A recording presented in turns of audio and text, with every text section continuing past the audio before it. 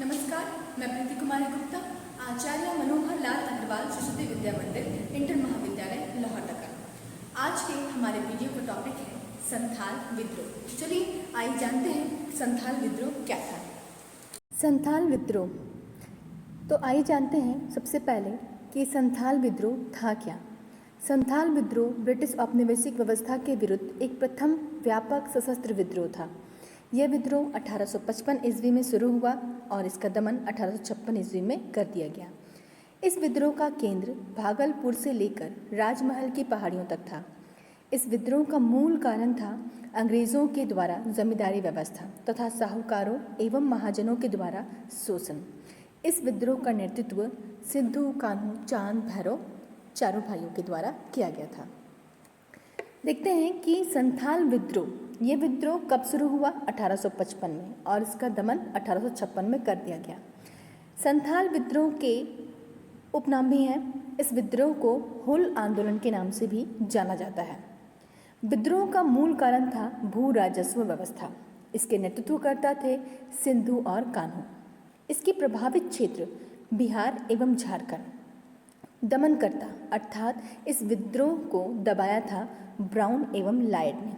परिणाम, संथालों के लिए संथाल परगना एक नया जिला बना दिया गया। अब देखते हैं विद्रोह के कारण। विद्रोह का मूल कारण था अंग्रेजों की जमींदारी व्यवस्था।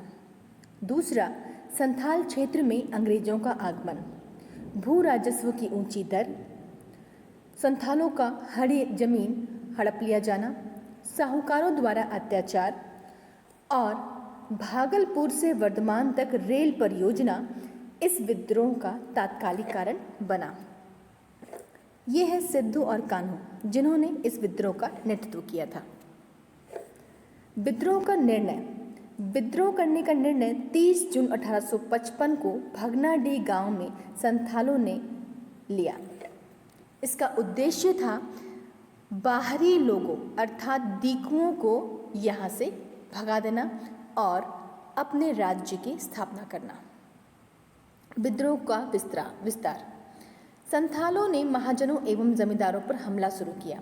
ये जो विद्रोह था, इस विद्रोह के द्वारा संथालों ने अपने रोध को प्रकट किया और इस क्रम में उसके कोप का भाजन जमींदार, साहूकार, महाजन और फिर ब्रिटिश अधिकारी भी बने।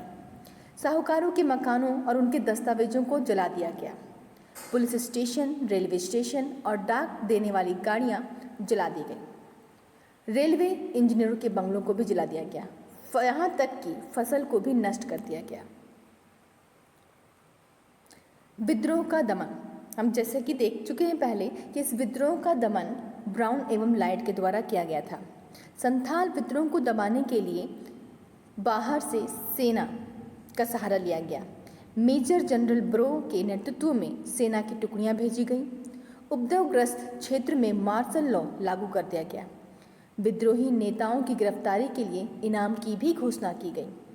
लगभग 15,000 संथाल मारे गए। गांव के गांव उजाड़ दिए गए और सिद्धू और कान्हू को पकड़ लिया गया। विद्रोह का स्वरूप, यहाँ हम देख सकते हैं इस विद्रोह के स्वरूप को लेकर कई सारी धारणाएं हैं। जैसे सबसे पहली धारणा ये बताई जाती है कि यह विद्रोह जातीय विद्रोह था। संथाल का विद्रोह एक जातीय विद्रोह था जो मूलतः जाति एवं धर्म के नाम पर संगठित किया गया था, पर इसमें कहीं भी हमें सच्चाई नहीं देखने को मिलती है। सुसंगठित आंदोलन, जी हाँ, ये संथाल विद्रोह एक संगठित आंदोलन था जिसमें करीब 60,000 लोगों के द्वारा भाग लिया गया था। सशस्त्र विद्रोह, सशस्त्र विद्रोह अर्थात यह विद्रोह एक सशस्त्र विद्रोह था। इस विद्रोह में संथालों के द्वारा कुल्हाड़ी, भाला, तीर, धनुष इत्यादि शस्त्रों का प्रयोग किया गया था। सीमित क्षेत्र, ये एक स्थानीय आंदोलन था, यानी इस विद्रोह का जो क्षेत्र था वो बहुत अधिक विस्तार नहीं कर पाया। ये वर्धमान, भागलपुर, राजमहल की पहाड़ियाँ यहीं तक सीमित रह गया।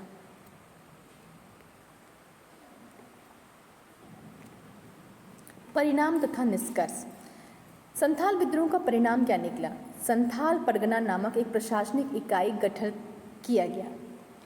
संथालों के दमन के पश्चात अंग्रेज सरकार संथालों को संतुष्ट करने के लिए संथाल परगना को एक अलग ही जिला घोषित कर दिया। संथाल परगना टेंडेंसी एक्ट को लागू किया गया। अंग्रेजों तथा संथालों के बीच संवाद स्थापित करने के लिए ग्राम प्रधान को मान्यता दी गई। कंक्लूजन निष्कर्ष इस प्रकार स्पष्ट है कि संथाल विद्रोह औपनिवेशिक सत्ता के विरुद्ध प्रथम सशस्त्र विद्रोह था। सिंधु और कान्हू के संघर्ष की प्रशंसा रविन्द्रनाथ टैगोर ने भी की है। धन्यवाद।